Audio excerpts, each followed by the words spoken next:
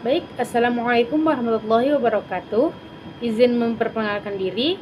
Nama saya Sridian Mardiana dengan NIM 220640. Saya kelas RA 3 Manajemen dan saya akan sedikit memaparkan tentang perilaku keorganisasian. Video ini dibuat dan diposting untuk memenuhi syarat ujian tengah semester atau UTS mata kuliah perilaku keorganisasian dengan dosen pengampu Ade Faisal Mabtuhi SEMM. Baik, di video ini saya akan memaparkan mengenai yaitu yang pertama konsep dasar perilaku keorganisasian, dan yang kedua yaitu teori perilaku dan model perilaku organisasi, dan yang ketiga yaitu perilaku individu, perilaku kelompok yang berpengaruh terhadap organisasi. Keempat, teori motivasi dan penerapannya dalam organisasi. Kelima, nilai sikap dan kepuasan kerja, dan yang terakhir yaitu membangun kerja tim yang efektif. Baik, yang pertama materi yaitu mengenai tentang konsep dasar perilaku keorganisasian. Pengertian perilaku organisasi. Nah, pengertian tentang perilaku organisasi telah dikemukakan oleh beberapa ahli. Pengertian yang diajukan meliputi faktor-faktor yang mempengaruhi bagaimana orang sebagai individu mampu sebagai anggota kelompok berperilaku dalam organisasi, serta pengaruhnya terhadap struktur dan sistem organisasi. Sebagai suatu bidang studi, perilaku organisasi mempelajari 3 determinan dalam organisasi, yaitu individu atau perorangan, yang kedua yaitu kelompok dan yang ketiga yaitu struktur. Perilaku organisasi menerapkan pengetahuan tentang perilaku yang dikaitkan dengan aktivitas, kerja, dan hasil kerja anggota organisasi. Ada 2 hal yang fokus terhadap organisasi, yaitu tindakan atau action dan sikap atau attitudes dari orang-orang dalam organisasi. Menurut Ratmawati dan Heraswati 2007, bidang studi perilaku organisasi ini merupakan ilmu pengetahuan yang diturunkan dari studi tentang tindakan dan sikap manusia. Jadi, perilaku organisasi menggambarkan pentingnya memahami interaksi kompleks dan antar individu, antar kelompok, dan antar struktur organisasi dalam mencapai tujuan bersama. Perilaku individu dipengaruhi oleh motivasi, kepemimpinan, dan faktor internal lainnya. Sementara dinamika kelompok mencakup pembentukan norma, konflik, dan kerjasama. Selanjutnya yaitu tujuan perilaku organisasi. Tujuan dari perilaku organisasi adalah untuk menjelaskan, memprediksi, dan mempengaruhi perilaku anggota. Setiap manajer harus dapat menjelaskan kepada karyawan mengapa mereka harus melakukan perilaku tertentu. Manajer harus mampu memprediksi terhadap apa yang akan karyawan lakukan atas tanggapan bagaimana tindakan dan keputusan.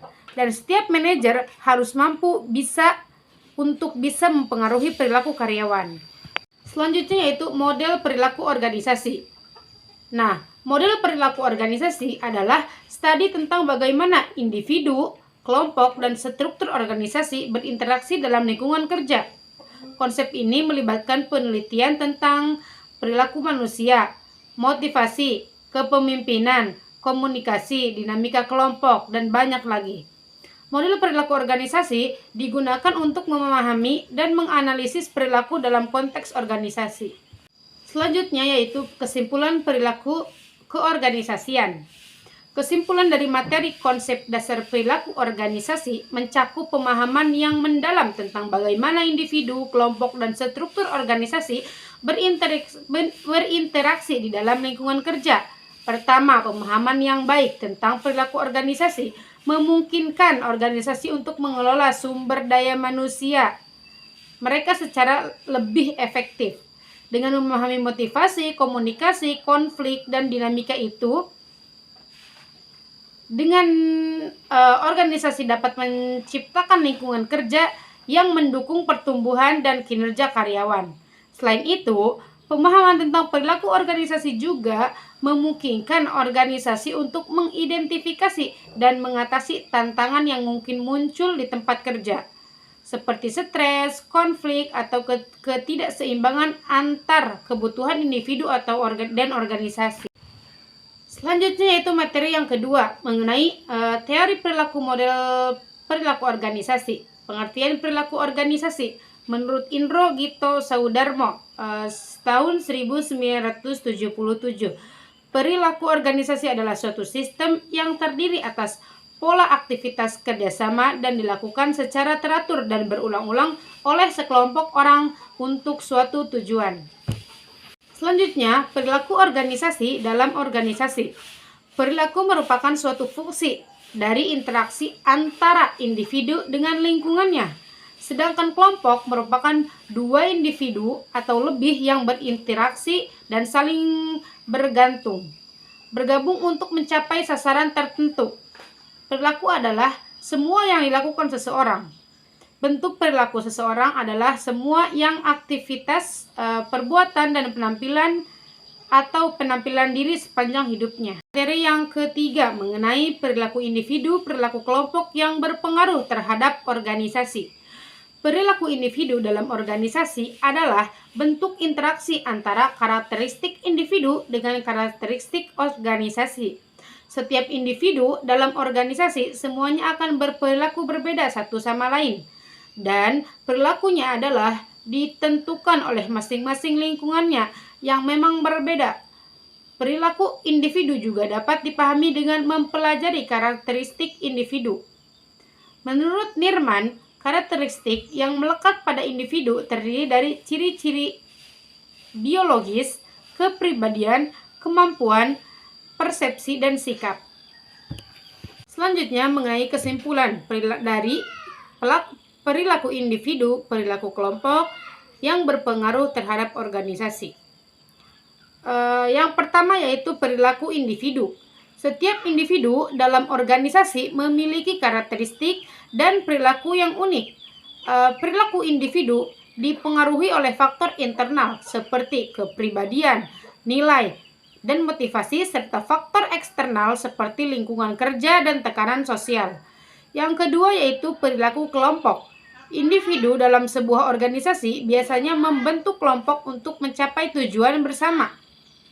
Kelompok dapat memberikan dukungan, identitas, dan keamanan kepada anggotanya. Namun, kelompok juga dapat mempengaruhi perilaku individu melalui norma kelompok, konformitas, dan dinamika sosial. Yang terakhir yaitu pengaruh terhadap organisasi. Perilaku individu dan kelompok memiliki dampak signifikan terhadap kinerja dan efektivitas sebuah organisasi. Organisasi yang mampu memahami dan mengelola perilaku individu dan kelompok secara efektif cenderung lebih sukses dan mencapai tujuan mereka. Materi yang keempat yaitu mengenai tentang teori motivasi dan penerapan dalam organisasi. Definisi motivasi. Nah, motivasi adalah konsep yang kita gunakan untuk menggambarkan kekuatan bertindak pada atau di dalam setiap individu yang menggerakkan dan mengarahkan perilaku.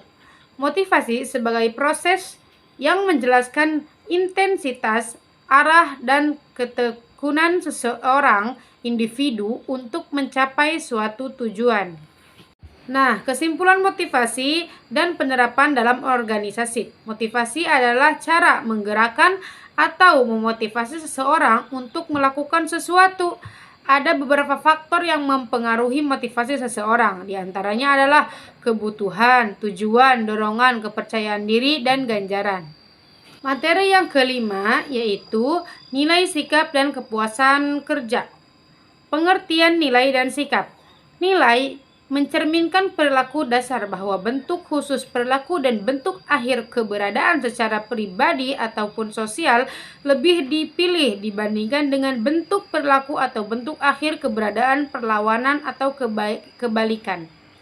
Nilai mengandung unsur pertimbangan yang mengemban gagasan-gagasan seorang individu mengenai apa yang benar, baik, dan yang diinginkan. Nah, sikap adalah pernyataan-pernyataan evaluatif baik yang diinginkan atau yang tidak diinginkan mengenai objek, orang, atau peristiwa. Sikap mencerminkan bagaimana seseorang merasakan sesuatu. Selanjutnya yaitu kesimpulan dari nilai, sikap, dan kepuasan kerja. Dalam manajemen, fungsi organisasi terutama dalam hal pengawasan, organisasi perlu memantau para pekerjanya terhadap sikap dan hubungannya dengan perilaku. Adakah kepuasan atau ketidakpuasan karyawan dengan pengaruh pekerjaan di tempat kerja? Dalam organisasi, sikap amatlah penting karena komponen perilakunya. Pada umumnya, penelitian menyimpulkan bahwa individu mencari konsistensi di antara sikap mereka serta antara sikap dan perilaku mereka. Seseorang bisa memiliki ribuan sikap. Sikap kerja berisi evaluasi positif atau negatif yang dimiliki oleh karyawan tentang aspek-aspek lapangan kerja mereka. Ada 3 sikap, yaitu kepuasan kerja, keterlibatan pekerjaan, dan komitmen organisasional. Materi yang keenam yaitu materi terakhir membahas tentang membangun kerja tim yang efektif.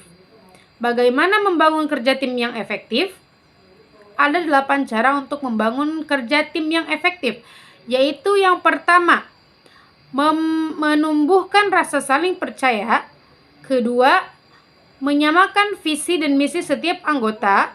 Yang ketiga, membangun komunikasi yang baik. Keempat, menumbuhkan rasa saling menghargai. Yang kelima, memberikan reward. Keenam, mengadakan kegiatan di luar kantor.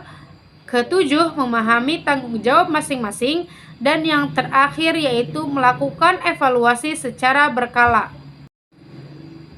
Dan selanjutnya yang terakhir yaitu kesimpulan dari perilaku keorganisasian.